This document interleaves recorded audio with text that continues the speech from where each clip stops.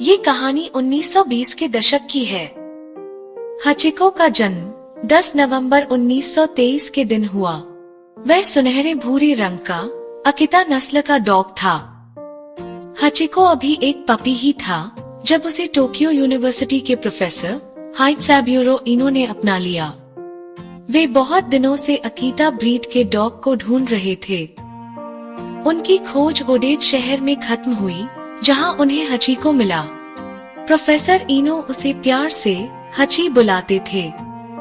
धीरे धीरे प्रोफेसर और हचिको में गहरी दोस्ती हो गई।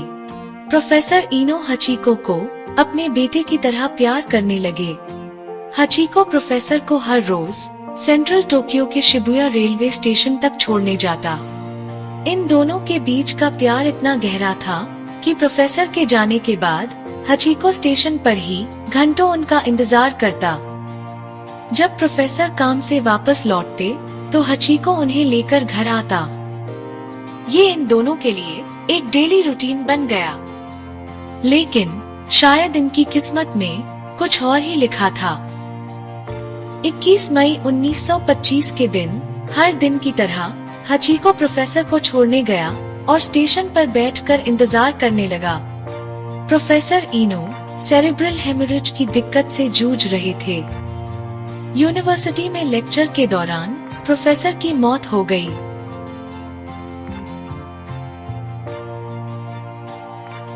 प्रोफेसर के जाने के बाद उनके गार्डनर ने हचिको को गोद ले लिया। लेकिन प्रोफेसर के लिए हचिको का प्यार कम नहीं हुआ। उस दिन के बाद से वो हर रोज प्रोफेसर का स्टेशन पर इंतजार करता। शाम को जब प्रोफेसर की ट्रेन आती वो देखने जाता और फिर वापस चला आता। हचिको ने ये काम लगभग 9 साल तक लगातार किया। धीरे धीरे स्टेशन पर आने वाले लोगों ने हचिको को नोटिस करना शुरू किया। एक पत्रकार ने, जो प्रोफेसर इनो के पूर्व छात्र थे, हचिको को नोटिस किया। उन्होंने उसे फॉलो करने का निश्चय किया। घर तक हचिको को फॉलो करने के बाद उनकी मुलाकात हचिको के नए मालिक से हुई, जिन्होंने उन्हें हचिको की वफादारी की कहानी सुनाई। उन्होंने जापान के एक बड़े न्यूज़पेपर में हचिको के ऊपर स्टोरी की। इसके बाद वो देश भर में पॉपुलर हो गया। लोगों ने उसे प्यार से चुकेन हचिको बुलाना शुरू कर दिया। इसका मतलब होता है फेथफुल डॉग। हचिको देश भर में वफादारी की मिसाल बन गया। हचिको से मिलने के लिए लोग शिबुया स्टेशन पर आने लगे। वो रोजाना दोपहर 3 बजे स्टेशन पहुंच जाया करता था।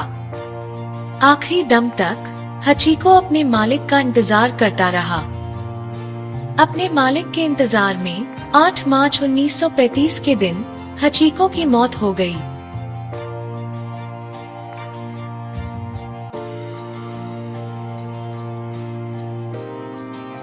टोक्यो में शिबुया स्टेशन के बाहर आज भी हचिको की मूर्ति है।